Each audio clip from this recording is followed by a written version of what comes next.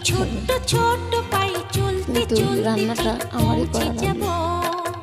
সে তো রাঁধতে গিয়ে ধোয়া একবারে চোখ মুখ অন্ধকার হয়ে গেছে।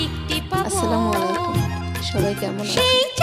তো আজকে কিন্তু আমাদের বাড়ির মূল সদস্য যারা ছোট বাচ্চারা, তারা সবাই ভাবলো যে আজকে তারা বোম ভাত খাবে। তো ঠিক আছে, আমরাও একটু আয়োজন করে দিলাম, কিন্তু শেষমেশ তারা কেউ রান্না করতে পারলো না, আমারই রান্না করে দেওয়া লাগলো। তো যাই হোক, এখানে দেখেন যে ছোট্ট ছিল অল্প করে ভাত রান্না করে নিলাম।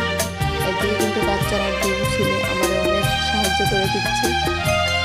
তো আজকে কিন্তু এই ডিম দিয়ে আলু দিয়ে ভুনা করা হবে। তো এই যে দেখেন আলুটা কষিয়ে নিচ্ছি, এরপরে কিন্তু আমি ভাজা ডিমগুলো দিয়ে দেবো।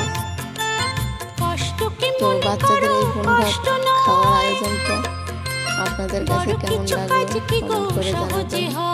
বাচ্চারা তো মহা খুশি। দেখেন তরকারিটা কত সুন্দর লাগছে, মাশাআল্লাহ। রান্নাটা অনেক মজাও হয়েছিল, দেখতেও সুন্দর লাগছে। তো এই তো ফাইনালি আমার কিন্তু রান্না বাড়া কমপ্লিট। এখন আমি বাচ্চাদের খাবার দিলাম, তাও আবার সবাই ছাদের উপর বসে খাবে, তাই ছাদের উপরেই খেতে দিলাম। তো ভিডিওটা এখানেই শেষ করলাম। সবাই ভালো থাকবেন, আল্লাহ হাফেজ।